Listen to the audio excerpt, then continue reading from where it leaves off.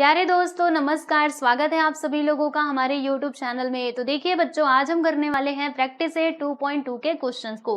तो यहाँ पर हम क्या करेंगे, यहाँ पर ना हम क्वाड्रेटिक इक्वेशन को सॉल्व करेंगे। तो अगर मैं आप लोगों को बताऊं तो क्वाड्रेटिक इक्वेशन को सॉल्व करने के ना हमारे पास 3 मेथड्स होते हैं। कौन कौन से होते हैं तो देखो आपको बताती हूँ। सबसे पहला वाला जो मेथड है ना, उसको हम प्यारे बच्चों कहते हैं फैक्टराइजेशन मेथड। ठीक है, फैक्टराइजेशन मेथड की मदद से क्या किया जाता है, क्वेश्चन को सॉल्व किया जाता है, यानी क्वाड्रेटिक इक्वेशन को सॉल्व किया जाता है। फिर उसके बाद अगर मैं दूसरे मेथड की बात करूं तो वो है आप लोगों का कंप्लीटिंग स्क्वायर मेथड, और फिर यहाँ पे लास्ट में हमारा होता है फॉर्मूला मेथड। ओके, तो अभी फिलहाल में हम कौन से मेथड की बात करने वाले हैं, तो ये फैक्टराइजेशन मेथड की बात करने वाले हैं। यानी हम प्रैक्टिस 2.2 के क्वेश्चंस को सॉल्व करेंगे कौन से मेथड से, तो ये फैक्टराइजेशन मेथड से सॉल्व करेंगे। ठीक है, और ये जो दोनों मेथड्स है ना वो हम आगे के प्रैक्टिस सेट में सीखेंगे। जैसे प्रैक्टिस 2.3 में हम सीखेंगे कंप्लीटिंग स्क्वायर मेथड, और फिर उसके बाद हम फॉर्मूला मेथड भी सीख लेंगे। ठीक है ना, तो चलिए फिर इस वीडियो को स्टार्ट करते हैं, यानी प्रैक्टिस 2.2 के क्वेश्चंस को सॉल्व करते हैं। तो देखो अगर मैं आप लोगों को बताऊं तो प्रैक्टिस 2.2 में ना बस एक ही क्वेश्चन दिया गया है, क्वेश्चन नंबर 1। अब इसके अंदर ना टोटल जानते हो कितने सब क्वेश्चन दिए गए हैं, मैं आपको बताऊं अगर, तो इसके अंदर ना टोटल 12 सब क्वेश्चन दिए गए हैं। कितने? 12। तो मैं आपको यहाँ पर कितने करवाने वाली हूँ इस लेक्चर में, तो यहाँ पे हम करेंगे 1 से लेकर के 6 तक के सब क्वेश्चंस को। ठीक है, यानी इस लेक्चर में हम लोग 6 सब क्वेश्चन करेंगे, फिर जो बचे हुए 6 सब क्वेश्चंस है ना उनको हम नेक्स्ट वीडियो यानी कि लेक्चर नंबर 5 में सॉल्व कर लेंगे। ठीक है, यहाँ तक बात समझ में आई। अब चलो हम चलते हैं हमारे सवालों के ऊपर, और यहाँ पर हम इसको सॉल्व करने की कोशिश करते हैं। तो मतलब इसको आप अच्छे से ध्यान से समझिएगा, ये मेथड बहुत ही ईजी है। ठीक है, देखो क्या लिखा है, solve the following quadratic equation by factorisation method. मतलब हमें फैक्टराइजेशन मेथड की मदद से ये सारे क्वेश्चंस को सॉल्व करना है। तो कैसे करेंगे देखिए, अब आप ध्यान से यहाँ पे देखते रहिए और फटाफट से आपको सॉल्यूशन मिलते जाएंगे। ठीक है, आइए देखिए, पहला हमारा जो मतलब इक्वेशन है क्या दिया है, x² minus 15x plus 54 which is equal to 0। ठीक है, ये हमारा क्वाड्रेटिक इक्वेशन है जिसे हमें सॉल्व करना है बाय फैक्टराइजेशन मेथड। तो इसमें आपको क्या करना होता है, पूरा स्टेप बाय स्टेप आपको बताऊंगी। अगर आप ये सारे स्टेप्स को फॉलो करोगे ना, आपका आंसर गलत होगा ही नहीं। ठीक है, देखो जैसे इसमें आप पहले ये देखो कि x² का कोएफिशिएंट क्या है, क्या है भाई, इधर कुछ नहीं यानी क्या है 1 है ना। x² का कोएफिशिएंट क्या है, 1 है, तो यहाँ पे आप लिख दोगे 1 इंटू, इसमें देखो आपका कांस्टेंट टर्म क्या है, देखो पहला वाला जो टर्म रहेगा उसका कोएफिशिएंट आपको ले लेना है, और जो लास्ट वाला हमारा कांस्टेंट टर्म रहेगा ना वो ले लेना है। तो वो कितना दिया है 54, तो यहाँ पर हम लिख देंगे बच्चे लोग 54। इन दोनों का मल्टीप्लाई करो तो कितना आएगा, 54 × 54। अब आपको क्या करना है ना, ये 54 के ऐसे 2 फैक्टर्स करने हैं कि मल्टीप्लाई करने पे आपको 54 मिलना चाहिए, और प्लस या फिर माइनस करने पे क्या मिलना चाहिए, तो ये जो मिडिल वाला टर्म है ना, देखो ये जो आपका मिडिल में टर्म है -15, ये मिलना चाहिए। यानी आपको क्या करना है, ऐसे 2 फैक्टर्स 54 के करने हैं कि जब आप मल्टीप्लाई करो तो आपको 54 मिले, और जब आप प्लस या फिर माइनस करो तो क्या मिलना चाहिए, -15 मिलना चाहिए। तो ऐसे 2 फैक्टर्स कौन कौन से हो सकते हैं, सोचिए, अभी आपको याद आ जाएगा। चलो अच्छे से सोचो क्या हो सकता है, बताओ मुझे। तो मेरे ख्याल से ये हो सकता है 6 9 का कितना होता है भाई, 54 होता है ना, और 6 और 9 करोगे तो कितना हो जाएगा, 15 हो जाएगा, यानी 6 और 9 यहाँ पर हो सकता है। तो इधर मैंने लिख दिया है 6, इधर मैंने लिख दिया है 9, यानी ये दोनों इसके फैक्टर्स हो सकते हैं। लेकिन रुको, हमें क्या चाहिए, हमें -15 चाहिए, इधर +54 चाहिए, है ना। मतलब ये माइनस भी आना चाहिए और इधर ये प्लस भी आना चाहिए। तो सोचो क्या करना होगा। तो आप लोगों को पता है जब 2 नंबर्स दिए गए दोनों माइनस में होते हैं तो दोनों को हम आपस में जोड़ देते हैं, और साइन हमारा माइनस का ही आता है, यानी हम क्या करेंगे, दोनों को माइनस कर देंगे। ठीक है, तो -6 -9 -15 आएगा ना, यस बिल्कुल आएगा। और -6 × -9 करोगे तो माइनस माइनस मिलकर के प्लस, और 6 9 54, यानी ये बिल्कुल सही है, यही इसके फैक्टर्स होंगे परफेक्ट वाले। ठीक है, अब आपको क्या करना है, तो सुनो, ये जो x² है इसको आप ऐसे लिख दीजिएगा।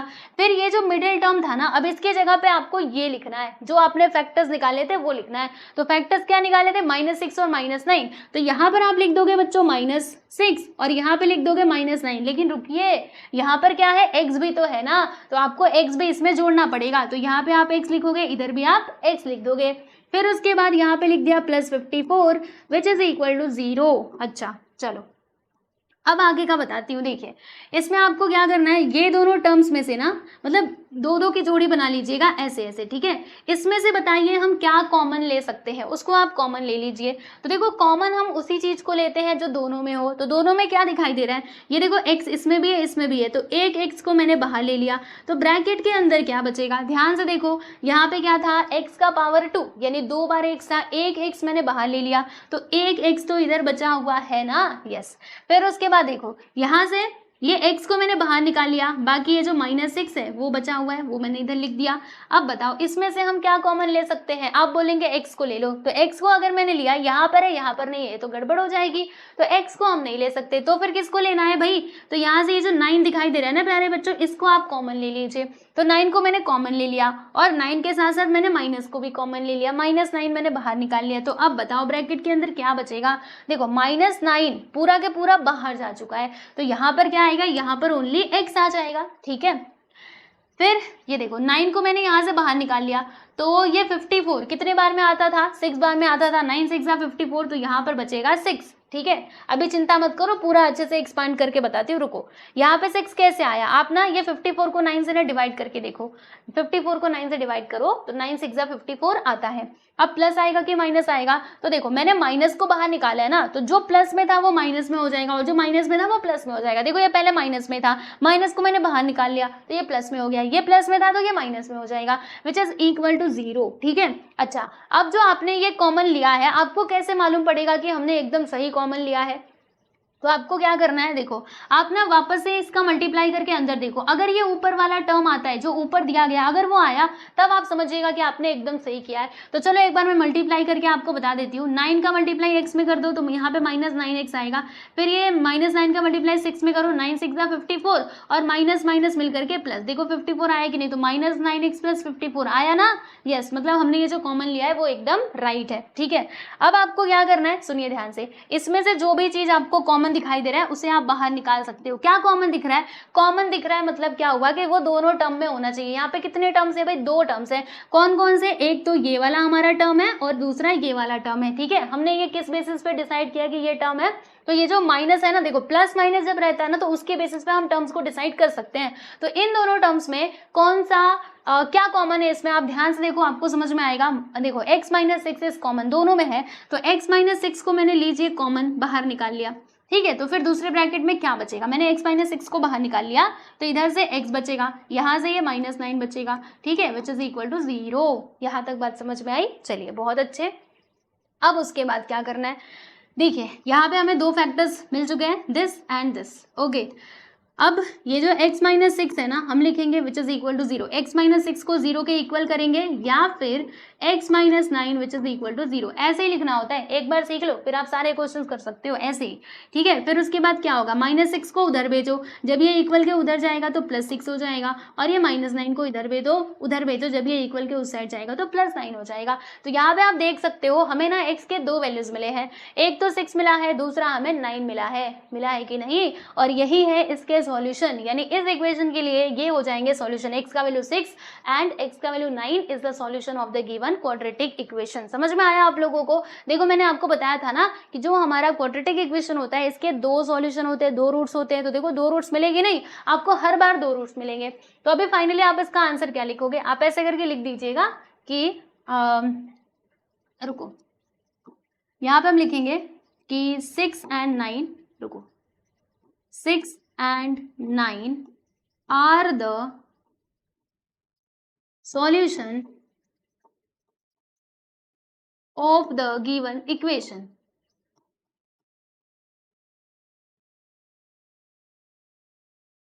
ठीक, समझ में आ गया, तो बस ये है आपका फाइनली आंसर। आप देख लो, आपको सारे क्वेश्चंस को ऐसे ही सॉल्व करना है, ठीक है। इसमें ना अगर हम ध्यान से देखेंगे तो हमें ना इसी फैक्टराइजेशन मेथड में ही 3 टाइप के क्वेश्चंस देखने के लिए मिलेंगे। ये तो पहला टाइप हो गया, अभी दूसरा और तीसरा टाइप ना हम देखेंगे हमारे लेक्चर नंबर, जो अगला लेक्चर होगा ना उसमें, क्योंकि इसमें जो मैं आपको 6 क्वेश्चंस करवाने वाली हूँ ना, सारे के सारे को इसी मतलब सारे के सारे क्वेश्चन इसी टाइप के दिए गए हैं, तो ऐसे ही सॉल्व करना है, ठीक है। चलिए आगे बढ़ते हैं और अब हम यहाँ पे बात करते हैं हमारे सेकेंड सब क्वेश्चन की। यस एवरीवन, तो ये रहा हमारा सवाल। अब मैं इसका सॉल्यूशन लिखूंगी। अब थोड़ा थोड़ा आपको आइडिया लग गया होगा, है ना। अब आप मेरे से आगे आगे करना स्टार्ट कर दो। चलो बोलो क्या आएगा, एक्स स्क्वायर, पहले क्वेश्चन लिखना बहुत जरूरी है, ठीक है, विच इज इक्वल टू 0। फिर यहाँ पर एक्स स्क्वायर का कोएफिशिएंट इज 1, तो यहाँ पर मैं लिख दूंगी 1, एंड जो हमारा कांस्टेंट टर्म है इट इज गिवन कितना, -20, तो यहाँ पर मैंने लिख दिया -20। इन दोनों का मल्टीप्लाई करो तो क्या आएगा, -20। अब आपको -20 के ना ऐसे दो फैक्टर्स करने हैं कि मल्टीप्लाई करने पे आपको 20 मिलना चाहिए और प्लस या माइनस करने पे क्या मिलना चाहिए। तो देखो यहाँ पर क्या है बच्चे, ओनली x है, तो x यहाँ पे x का कोएफिशिएंट क्या है 1, कुछ नहीं यानी 1, यानी कि 1 मिलना चाहिए, यानी प्लस या माइनस करने पे 1 मिलना चाहिए। तो आप सोचिए ऐसे दो फैक्टर्स कौन से हो सकते हैं, अच्छे से सोचो, अभी आपके दिमाग में वो आ जाएगा, सोचिए।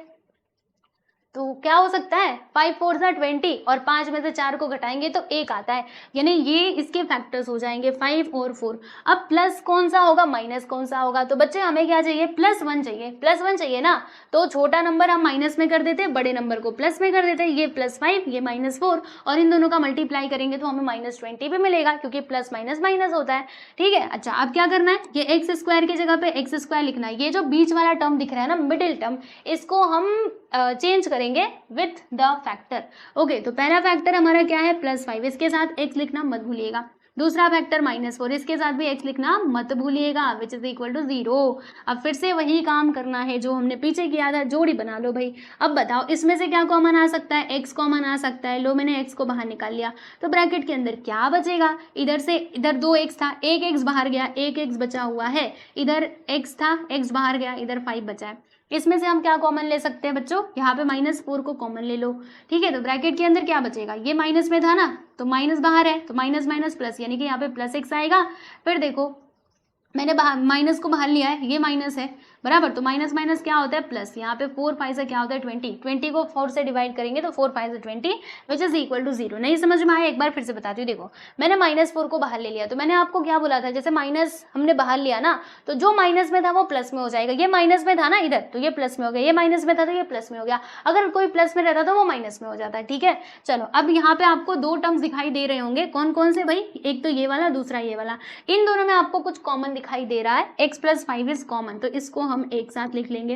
फिर दूसरे ब्रैकेट में देखो ये x और ये -4 विच इज इक्वल टू 0। बस आगे का रास्ता तो आप सभी लोग जानते हो, बोलो आगे का रास्ता कैसा है, तो ऐसा है x + 5 which is equal to 0 और x - 4 which is equal to 0, ठीक है, समझ में आ रहा है ना। ओके जी, यहाँ पर हम क्या करेंगे, ये जो 5 दिखाई दे रहा है इसको मैंने कहा तुम उधर चले जाओ, जब ये उधर जाएगा तो माइनस में हो जाएगा। फिर उसके बाद ये जो -4 है इसको मैंने कहा तो उधर चला जा, तो उधर जाने के बाद ये प्लस में हो गया।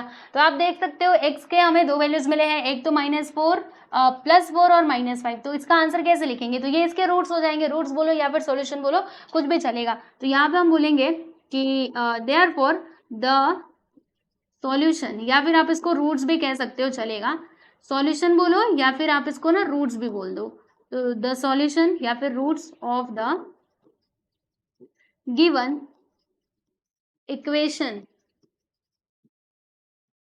आर क्या हो जाएंगे, एक तो -5 एंड दूसरा हमारा हो जाएगा प्यारे बच्चों +4, ठीक है। तो ये लीजिए, यहाँ पर आपका सेकेंड सब क्वेश्चन भी होता है कंप्लीट। अब हम बात करेंगे हमारे अगले क्वेश्चन यानी थर्ड सब क्वेश्चन की, ठीक है। तो आप देख सकते हो वापस से आपको वैसा ही इक्वेशन दिया गया है जिसे हमें सॉल्व करना है बाय फैक्टराइजेशन मेथड। तो फिर से हमें क्या करना पड़ेगा प्यारे बच्चों, फैक्टर्स ही निकालने होंगे। तो आओ मैं आपको दिखाती हूँ, पहले हम ये क्वेश्चन लिख लेते हैं, 2y² + 27y + 13 which is equal to 0। तो क्या सिखाया मैंने आप लोगों को, बताओ, ये जो स्क्वायर वाला टर्म है उसका कोएफिशिएंट आपको ले लेना है, तो कितना दिया है 2। फिर यहाँ पर जो हमारा कांस्टेंट टर्म है यानी कि थर्ड टर्म कितना है 13, तो यहाँ पर मैंने लिख दिया 13। अब इन दोनों का मल्टीप्लाई कर दो, 13 2 = 26। अब आपको 26 के ना ऐसे दो फैक्टर्स बताने हैं कि जब आप मल्टीप्लाई करो तो 26 मिले और प्लस या माइनस करने पर हमें मिलना चाहिए ये 27 और वो भी प्लस में। तो सोचो ऐसे दो फैक्टर्स कौन से हो सकते हैं, अच्छे से सोचिए, आपको याद आ जाना चाहिए। यहाँ पे 27 ही दिया गया है ना, अच्छा तो सोचो कैसे होगा। आप कहेंगे 13 × 2 कर दो, तो 13 × 2 तो कर देंगे, 26 तो आ जाएगा, लेकिन 13 + 2 करोगे तो 15 ही आएगा, हमें तो 27 चाहिए, है ना। तो क्या हो सकते हैं इसके फैक्टर्स, सोचिए अच्छे से। यस बिल्कुल सही, ये हो सकता है 26 और 1, ठीक है, प्लस में कि माइनस में। तो यहाँ पे दोनों प्लस में रहेंगे तो चलेगा, क्योंकि ये देखो +27 है ना, तो दोनों प्लस में रहेंगे तो ठीक है। तो मैंने दोनों को प्लस में रखा है। अब हम क्या करेंगे, देखो ये 2y² लिखेंगे और उसके बाद इसको हम रिप्लेस करेंगे बाई दिस, तो क्या आएगा +26y, y लिखना बहुत जरूरी है। फिर क्या आएगा 1y। अब बताओ 1y को हम बस y भी तो लिख सकते हैं ना, तो ये 1 को हटा दो and +13 which is equal to 0। फिर से वही जोड़ा बना लो, है ना, जोड़ी बना लीजिए भाई, इन दोनों का एक साथ, इन दोनों का एक साथ, ठीक है। चलो अब बताओ इसमें से हम क्या कॉमन ले सकते हैं। तो बच्चों y इधर भी है, y इधर भी है, तो y को मैंने कॉमन ले लिया। और कुछ कॉमन लिया जा सकता है? यस बिल्कुल, क्या ले सकते हैं, ये जो 2 दिख रहा है ना, 2 को हम कॉमन ले सकते हैं क्योंकि ये 2 का मल्टीपल है, यानी 2 से ये पूरा कट सकता है, इसलिए मैंने 2 को बाहर ले लिया। तो ब्रैकेट में क्या बचेगा, देखो 2 बाहर जा चुका है, यहाँ पे 2 बार y था, एक y बाहर गया, एक y बचा हुआ है। फिर ये 26 को 2 से डिवाइड कर दो, बोलो कितना आएगा, 2 1 जा 2, 2 3 जा 6, है ना। और ये y तो बाहर जा चुका है, यानी कि y +13 यहाँ पर आएगा। अब बताओ इसमें से हम क्या कॉमन ले। तो एक आपको तरीका बताती हूँ, सुनो अच्छे ध्यान से। आपको क्या करना है, जैसे आप सब में देखिएगा, देखिए हम क्या देख रहे हैं कि जो हमें इधर ब्रैकेट में मिल रहा है ना, वही हमें दूसरे ब्रैकेट में भी मिल रहा है। इसमें भी देखो जो इधर मिला था वही इधर मिला था, यानी यहाँ पर भी आपको क्या करना है, जैसे यहाँ पे y +13 मिला है ना, तो आपको यहाँ पे कुछ ऐसा कॉमन लेना है कि आपको y +13 ही मिले, यानी जब सेम मिलेगा तभी तो आप कॉमन ले पाओगे ना। तो y +13 अगर आपको चाहिए तो 1 को कॉमन लेना पड़ेगा, ठीक है। 1 को मैंने कॉमन ले लिया, तो यहाँ पे ब्रैकेट के अंदर आएगा y +13 which is equal to 0, ठीक है। अब बताओ इन दोनों में क्या कॉमन है, यहाँ से देखो इसमें और ये दोनों टर्म्स में, तो y +13 कॉमन है ना, y +13 को मैंने बाहर ले लिया, मतलब ब्रैकेट के अंदर। फिर यहाँ पर क्या बचा 2y और ये +1 which is equal to 0, okay. चलिए फिर हम यहाँ पे क्या लिखेंगे कि y +13 which is equal to 0 और 2y +1 which is equal to 0। फिर ये 13 को उस साइड भेजो, +13 उधर गया तो -13 हो जाएगा। उसके बाद 2y +1 को उधर भेजो, -1 हो जाएगा। चलो यहाँ तक तो ठीक है, बाकी इसमें ज़रा हम और कर लेते हैं। देखिए y को इधर ही रहने दो, 2 को उधर भेजो, 2 उधर जाने के बाद ऐसे करके डिवाइड में हो जाएगा, ठीक है। तो इसके सॉल्यूशन हमें मिल चुके हैं, आप देख सकते हो y which is equal to -13 and y which is equal to -1/2 is the solution of the given quadratic equation। तो यहाँ पे आप इसका आंसर लिख सकते हो कि यहाँ पे हमने क्या देखा कि the roots of the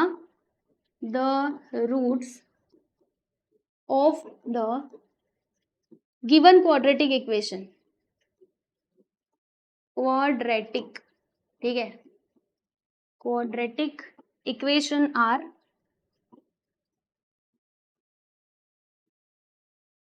क्या क्या हो जाएंगे, -13 एंड दूसरा हमारा हो जाएगा प्यारे बच्चों -1/2। तो ये है आप सभी लोगों का आंसर, आप अच्छे से इसको देख लीजिए। फिर हम चलते हैं हमारे अगले सवाल पे, ठीक है। सिंपल लग रहे हैं ना सारे क्वेश्चन। आओ अब ये रहा हमारा नेक्स्ट क्वेश्चन आप लोगों के स्क्रीन पे। तो क्या करना होगा, पहले ना इसको अरेंज करना होगा प्रॉपरली, ठीक है। हाँ याद रखो जब भी आप ये सॉल्यूशन करोगे ना, तो इक्वेशन को पहले प्रॉपरली अरेंज कर लिया करो, ठीक है। क्वाड्रेटिक इक्वेशन का जो जनरल फॉर्म था ना उसमें। तो यहाँ पर पहले मैं क्वेश्चन लिख लेती हूँ, 5m² which is equal to 22m + 15, right. अब इसको हम थोड़ा अरेंज कर लेते हैं प्रॉपरली अच्छे से। तो देखिए 5m² ये तो ठीक है, इसका कोई प्रॉब्लम नहीं है। बाकी 22m को इधर बुला लो, जब ये इधर आएगा तो माइनस में हो जाएगा। ये 15 को इधर बुला लो तो इधर इधर आने के बाद ये माइनस में हो जाएगा, ठीक है। चलो अब इसको हम सॉल्व करते हैं। तो m² का कोएफिशिएंट क्या है भाई, 5 है। फिर ये लास्ट वाला टर्म क्या है, -15, यहाँ पे लिख दिया -15। दोनों का मल्टीप्लाई करो, 15 5 होता है 75, किसमें, माइनस में, क्योंकि माइनस प्लस माइनस, ठीक है। अब हमें 75 के ना ऐसे 2 फैक्टर्स बताने हैं कि मल्टीप्लाई करने पे तो 75 मिलना चाहिए, वो भी माइनस में, और प्लस या माइनस करने पे ये -22 मिलना चाहिए। तो सोचिए कैसे हो सकता है। आप लोग सोच रहे होंगे 15 × 5 ले लो, तो 15 × 5 तो मैं ले सकती हूँ, लेकिन जोड़ने पर क्या आएगा, वो तो 20 आएगा, हमें तो 22 चाहिए, तो वो नहीं चलेगा। तो फिर क्या ले ये ले सकते हैं क्या, 25 × 3, बिकॉज हमें पता है 25 3 होता है 75 होता है ना, और 25 में 3 गया तो कितना आएगा, 22 आएगा। अब चलो देखते हैं कहाँ पर प्लस कहाँ पर माइनस आएगा। हमें चाहिए -22, यानी कि ग्रेटर नंबर माइनस में रहेगा तभी हमारा काम बन पाएगा। तो इसको माइनस में ले लेंगे, इसको हम प्लस में ले लेंगे। ऐसा करने से हमें -75 भी मिलेगा और -22 भी मिलेगा। अब देखो क्या करेंगे हम, 5m की जगह पे यही रहने देंगे और इसको हम रिप्लेस करेंगे फ्रॉम दिस, ठीक है। तो बोलो क्या आएगा, -25m प्लस दूसरा क्या है 3m -15 which is equal to 0। फिर से वही जोड़ा बनाते जाओ। चलो भाई, इसका फिर क्या होगा, फिर ऐसे होगा। इसमें से हम क्या कॉमन ले सकते हैं, m को बाहर निकाल लिया। इसके साथ साथ हम 5 को भी बाहर ले सकते हैं। देखो 5 का मल्टीपल है और ये 25 भी 5 का मल्टीपल है ना। तो बताओ यहाँ पर ब्रैकेट के अंदर क्या आएगा, 5 बाहर जा चुका है, एक m बाहर जा चुका है, यहाँ पे एक m बचा हुआ है जो मैंने इधर लिख दिया। और 25 को काटो 5 से तो कितना आएगा, 5 5 25। ठीक है, प्लस की माइनस माइनस। अब देखो इसमें से हम क्या कॉमन ले सकते हैं भाई, यहाँ से हम 3 को बाहर निकाल लेते हैं, वो भी हम +3 को बाहर निकाल लेते हैं। तो ब्रैकेट के अंदर क्या आएगा, देखो 3 बाहर जा चुका है m, और 15 को 3 से काटोगे तो 3 5 15, यानी कि m-5 यहाँ पर भी आ गया, विच इज इक्वल टू 0। अब बताइए इसमें से हम क्या बाहर निकाले भाई, देखो ये पहला टर्म, ये दूसरा टर्म, दोनों में क्या कॉमन दिखाई दे रहा है, m-5 कॉमन दिखाई दे रहा है ना। तो m-5 को आप लोग कॉमन ले लीजिएगा। फिर दूसरे ब्रैकेट में क्या बचेगा, 5m+3। तो यहाँ पर मैंने 5m+3 which is equal to 0 ऐसे करके लिख दिया है। ठीक है, हाँ चलो अब आगे का देखो क्या आएगा, m-5 which is equal to 0 और 5m+3 which is equal to 0। अब 5 को उधर लेकर के जाएंगे तो -5 उधर गया तो +5 हो जाएगा। फिर यहाँ पर देखिएगा 5m, 3 को उधर भेजा तो -3। फिर यहाँ पर देखो 5 को उधर लेकर के जाएंगे, ये इधर मल्टीप्लाई में उधर जाएगा तो डिवाइड में हो जाएगा, यानी कि -3/5। और यहाँ पर क्या होगा बच्चे, देखिए m which is equal to 5 बराबर। तो हमें यहाँ पे दो रूट्स मिल चुके हैं, एक तो 5, दूसरा -3/5। तो यहाँ पे हम लिख देंगे कि therefore the roots of the given equation is, the roots of the given equation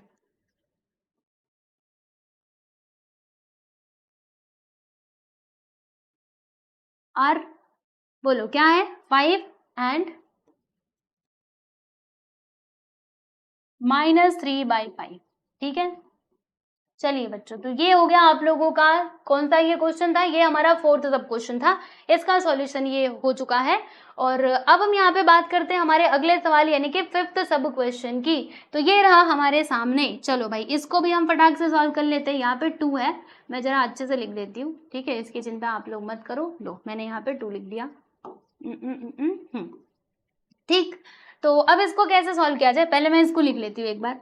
solution, question क्या है, 2x² - 2x + 1/2 which is equal to 0, यही दिया है ना। ओके जी, यही है। तो अब इसको कैसे सॉल्व किया जाए, देखो हर बार आप देखते थे तो नॉर्मली दिया रहता था, लेकिन ये तो अपॉन में दे दिया। तो बच्चे ये अपॉन में दिया है ना, तो देख करके इसको मतलब इसको देख करके डरने की कोई जरूरत नहीं है। अगर आपको ये अच्छा नहीं लग रहा है, इसको यहाँ से हटा दो, वरना इसको रख करके सॉल्व करना चाहते हो तो भी आप कर सकते हो। तो चलो हम इसको हटा देते हैं और थोड़ा आसान इसको बनाते हैं। तो ये हटाने के लिए क्या करना पड़ेगा बताइए, 2 से मल्टीप्लाई करना पड़ेगा हर एक टर्म में, है ना। तो यहाँ पे हम लिखते हैं कि 2x² में मल्टीप्लाई करेंगे हम प्यारे बच्चों 2 से। फिर ये जो 2x है इसमें भी हम 2 से मल्टीप्लाई करेंगे, और ये जो 1/2 है ना, इसमें भी हम 2 से मल्टीप्लाई करेंगे। बाकी 0 में अगर 2 से मल्टीप्लाई करेंगे तो वो 0 ही आने वाला है। ठीक है, तो यहाँ पे हमने क्या किया, मल्टीप्लाई किया ना, तो यहाँ पे हम लिख देंगे कि मल्टीप्लाइड बाई 2। ठीक है, ओके जी। तो अब बोलो क्या आएगा, तो 2 2 ज़ा 4, यहाँ पे 4x² आ जाएगा। 2 2 ज़ा 4, यहाँ पे 4x आएगा, और 2 से 2 कट, यानी कि यहाँ पे +1 विच इज इक्वल टू 0, क्योंकि 0 2 ज़ा 0 ही आएगा। राइट, अब देखो ये आसान हो गया ना। यस, अब क्या करना है, बस वही पुराना वाला मेथड। इधर 4 है, x का कोएफिशिएंट, तो यहाँ पे आपको लिखना है प्यारे बच्चों 4, और यहाँ पे हमारा थर्ड टर्म क्या है भाई, 1 है, तो यहाँ पर हम लिख देंगे 1, दोनों का मल्टीप्लाई कर दो, 4 1 ज़ा 4। अब इसके दो फैक्टर्स बताइए कि जब आप मल्टीप्लाई करोगे तो 4 मिले, प्लस या माइनस करने पे -4 मिलना चाहिए। सोचिए क्या हो सकते हैं भाई, तो ये हो सकते हैं -2 और -2। देखो -2 × -2 करोगे +4 आ जाएगा, और -2 -2 करोगे, दोनों को जोड़ देंगे और साइन किसका आएगा, माइनस का आएगा। ठीक है ना, तो यहाँ पर 4x², अब ये जो -4x है इसको हम रिप्लेस करेंगे बाई दिस, तो क्या होगा, यहाँ पे -2x हो जाएगा, फिर -2x + 1 which is equal to 0। फिर से आप जोड़ा बाहर निकाल लो, ये जोड़ा। ठीक है, तो इसमें से हम क्या कॉमन ले सकते हैं, तो इसमें से ना हम 2x को कॉमन ले सकते हैं भाई। तो यहाँ पर कितना, इसको आप काटो, तो मतलब 2x से इसको डिवाइड करो, तो 2 2 ज़ा 4, और ये एक x बाहर जा चुका है, एक x यहाँ पे बचा हुआ है। ठीक है, और यहाँ पर देखिएगा ये पूरा के पूरा बाहर जा चुका है, तो यहाँ पे तो -1 आ जाएगा क्योंकि 2x पूरा के पूरा बाहर जा चुका है। इसमें से बताओ हम किसको बाहर ले ले, कि 2x - 1 यहाँ पे मिले, तो -1 को हम बाहर ले लेते हैं। तो -1 को बाहर लेने से क्या होगा, ये माइनस में था तो ये माइनस प्लस हो जाएगा, ये प्लस में था तो ये माइनस में हो जाएगा, मैंने आपको पहले ही बताया था। ठीक है, देखो 2x - 1 2x - 1 कॉमन है ना, तो इसको हम एक बार ही लिखेंगे क्योंकि मैंने कॉमन ले लिया।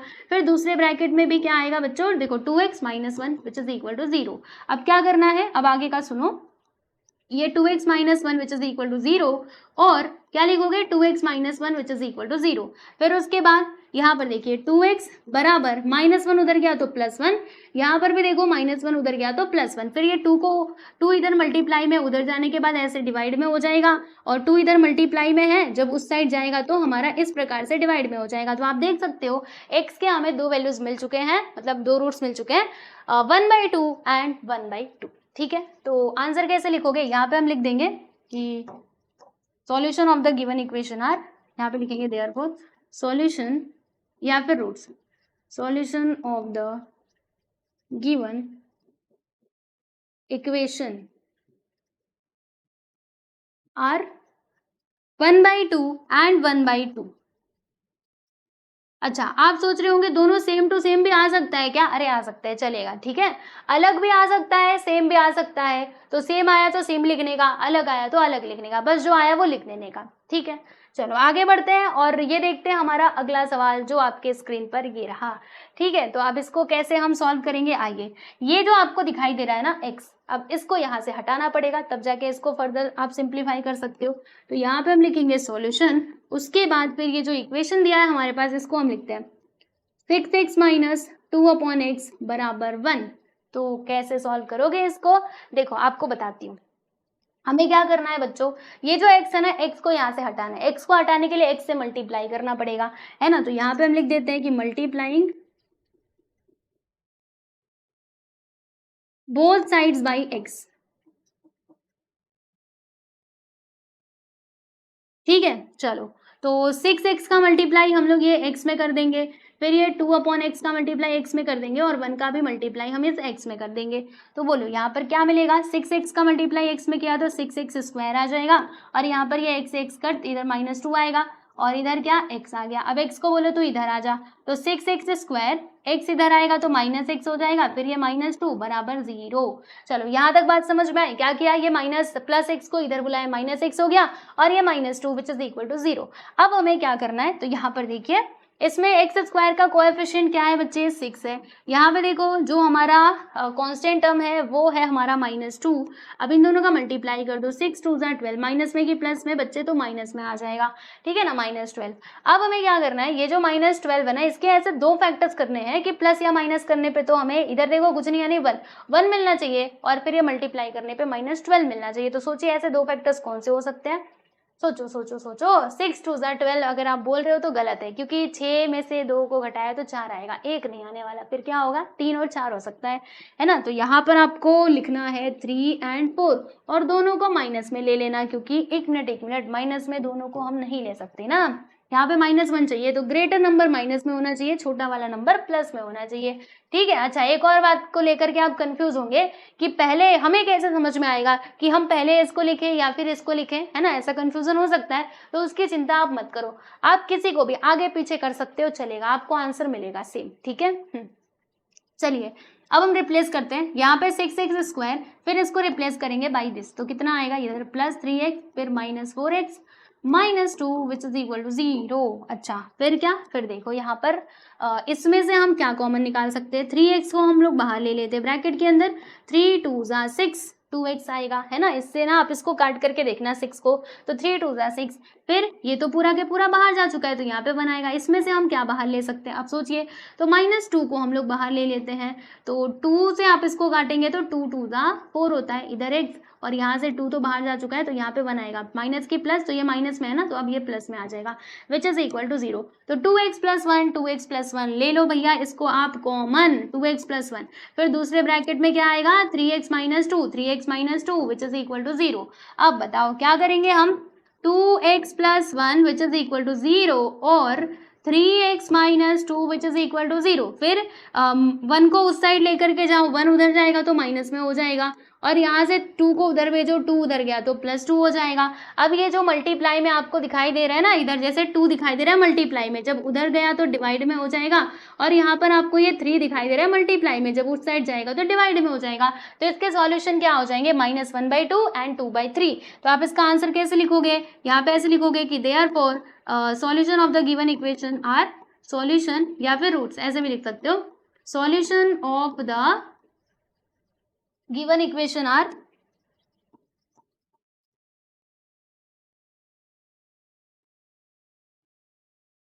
क्या हो जाएंगे, -1/2 एंड 2/3। ठीक, तो यहाँ पे आप देख सकते हो हमने ये 6th सब क्वेश्चन भी कंप्लीट कर लिया है। देख लो इसको अच्छे से, और अगर ना समझ में आए तो यस एवरीवन आप इसको दोबारा से रिपीट करके देख लेना, पक्का समझ में आ जाएगा। ठीक है, तो चलिए देखिए यहाँ पर हम लोगों ने क्या किया, यहाँ पे हम लोगों ने ये 6 सब क्वेश्चंस कंप्लीट कर लिए जैसे कि मैंने आपको बताया था। अब इसमें और 6 सब क्वेश्चंस बचे हुए हैं, यानी 7 से लेकर के 12 तक के क्वेश्चंस, तो उसको हम सॉल्व करेंगे हमारे अगले लेक्चर यानी कि लेक्चर नंबर 5 में। अभी के लिए फिलहाल में बस इतना ही रहने देते हैं और मिलते हैं बहुत ही जल्द हम लोग अगले वीडियो में। सब लोग अपना ध्यान रखिए बच्चों, बाय एवरीवन।